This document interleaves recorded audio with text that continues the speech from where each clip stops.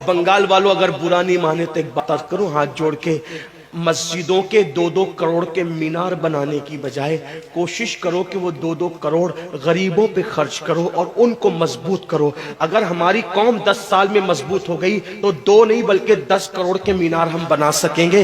اس لیے میری گزارش ہے، جلسوں کے خرچے بھی کم کرو، شادیوں کے خرچے بھی کم کرو اور سب خرچے کم کر کے اپنی قوم کو مضبوط کرو۔ حضور علیہ السلام اسی لیے تشریف لائے تھے۔ تو دیندار بنو، مالدار بنو، اور نمبر 3 ایجوکیشن پہ بہت محنت کرو۔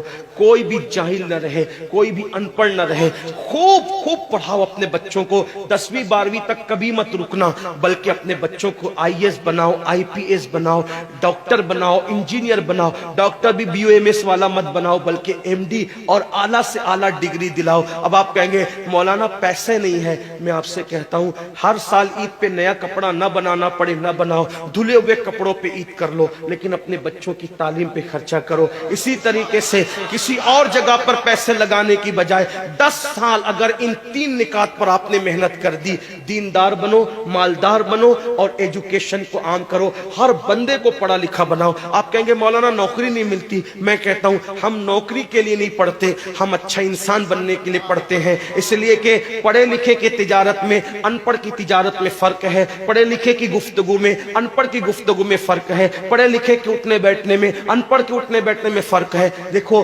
آپ یہ نہیں کہتا ہوں کہ آپ سب ان پڑھو، لیکن ایک بات آپ سے کہتا ہوں، محفل میں پڑھے لکھوں کا انداز اور ہوتا ہے، ان پڑھ لوگوں کا انداز اور ہوتا ہے۔ کھانے میں، پینے میں، اٹھنے میں، بیٹھنے میں تعلیم کو عام کرو، دنیا بھی پڑھاؤ، آخرت بھی پڑھاؤ۔ اپنے بچوں کو اتنا علم دو کہ وہ مسلمان رہے، سچے مسلمان رہے، اور اپنی بچیوں کو بھی اتنا علم دو سچی پکی مسلمان رہے، اور اسکول، کالج، یونیورسٹی میں اعلیٰ سے اعلیٰ تعلیم دلاؤ۔ اور یاد رکھنا غربت کا بہانہ مت بناؤ۔ بیٹیا کی شادی ہوتی ہے تو لاکھوں روپے کہاں سے آتے ہیں، اور آپ سے کہتا ہوں 8 گھنٹے محنت کرنے کی بجائے 16 گھنٹے محنت کرو، محنت میں پیچھے مت ہٹو، اپنے بچوں کو پڑھاؤ۔ صرف 10-12 سال ہندوستان کے تمام مسلمان محنت کر کے اپنے بچوں پہ محنت کر لیں، کوشش کر لیں، کاوش کر لیں، تو دیکھنا نقشہ بدل جائے گا۔ یہ بھی آپ سے کہتا ہوں، ایک بات کہتا ہوں، منع نہیں کر رہا ہوں، اگر مجھ سے غلطی ہو تو میرے علماء اصلاح کریں گے، آپ میری ذات کو دیکھ کے قبول نہیں کرنا۔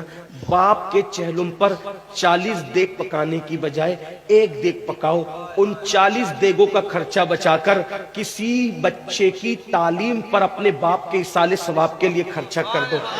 پیر صاحب کے مزار پر 1 لاکھ کی چادر لا کے ڈالنے کی بجائے 100 روپے کی چادر ڈال دو، باقی کے پیسے بچا کر غریبوں کی تعلیم پہ خرچہ کر دو۔ پیر صاحب کے ایصال ثواب کے لیے وہ اس 1 لاکھ کی چادر سے جتنا خوش ہوں گے، وہ 100 روپے کی چادر سے بھی اس سے زیادہ خوش ہوں گے، کیونکہ آپ نے کسی کو اٹھا دیا، کسی کو آپ نے ترقی پہ لے گئے۔ ایک بات کہتا ہوں، میرا پیر جنتی ہے تو میرے پیر کو میری 1 لاکھ کی چادر سے کیا غرض، اس کو تو جنت میں اس سے بہتر لباس مل چکا ہے، اس کو تو 1 لاکھ کا اس سے بہتر لباس مل چکا ہے۔ تو یہ باتیں تلخ لگے معاف کرنا، لیکن آپ سے ایک بات کہتا ہوں، رسومات سے نکلو، حقیقتوں کی طرف آؤ، رسومات سے نکلو، سچائیوں کی طرف آؤ۔ ایک دوسرے کو گرانے کی کوشش مت کرو، ایک دوسرے کو اٹھانے کی کوشش کرو، آپس کے جھگڑے ختم کرو۔ تیرا سلسلہ بڑا، میرا سلسلہ بڑا، تیری برادری بڑی، میری برادری بڑی، تیرا پیر بڑا، میرا پیر بڑا۔